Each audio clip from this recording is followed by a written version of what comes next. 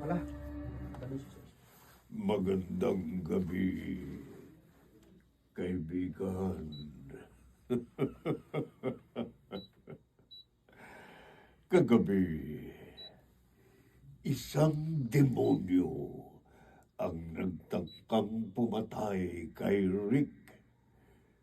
Pero hinamon ng lalaki sa sugal ang kampo ng dilim na pinaunlakan naman nito. Nandaya si Rick, kaya nagwagi siya sa sugal at napasa kanya pa ang salapang ng demonyo. Kasunod yun, pinana si Rick ng tomboy na si Ason.